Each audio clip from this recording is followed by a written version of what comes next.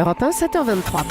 Europe 1 matin, Bruce Toussaint. Vue du net avec Guy Birenbaum sur Europe 1. Bonjour Guy. Bonjour à tous. Alors c'est une photo qui a fait le tour du web depuis 48 heures. Vous la montrez d'ailleurs à ceux qui nous suivent sur europe1.fr en ce moment. C'est le visage tuméfié d'un homme. Il s'appelle Wilfred de Bruijn et voici ce qu'il explique sur Facebook sous sa photo. Désolé de vous montrer ça, c'est le visage de l'homophobie. La nuit dernière, dans le 19e arrondissement à Paris, Olivier et moi nous sommes fait violemment agresser simplement parce que nous marchions bras dessus, bras dessous.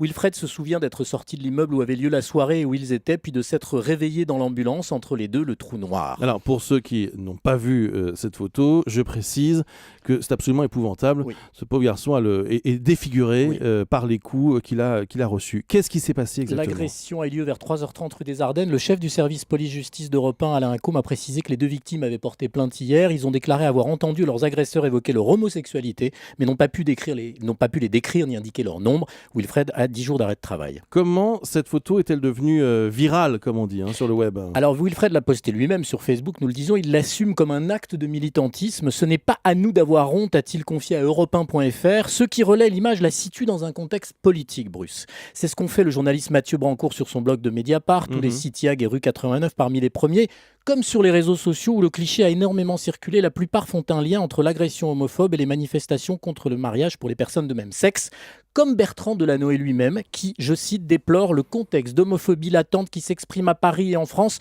en marge des débats sur le mariage pour tous. Ce matin, le statut de Wilfred avec sa photo a été partagé sur Facebook plus de 6500 fois et il y a près de 190 commentaires. La question maintenant, est-ce qu'on peut affirmer que l'agression est liée au contexte, au débat ? Ça, Bruce, seule l'enquête pourra le dire, mais si certains l'affirment, c'est que les échanges sont de plus en plus tendus sur le web et dans la rue entre les pour et les contre. Parmi les anti-mariages les plus radicaux, des militants d'extrême droite ne se cachent pas, ceux du GUD, groupe Union Défense, des jeunesses nationalistes, du Bloc identitaire ou de l'œuvre française. Ils multiplient les provocations, les images choquantes, les vidéos, les propos et les écrits outranciers. Oui, ils ont libéré une parole homophobe. Il n'est pas question de les accuser, bien sûr, de cette agression. Mais comment s'étonner que la violence appelle la violence ? Y a-t-il un lien entre cette agression et la mobilisation contre le mariage gay ? Une chose est sûre, le climat, c'est ce que vous nous dites ce matin, Guy Birenbaum, est extrêmement tendu Très. sur le net et dans la rue. Merci Guy.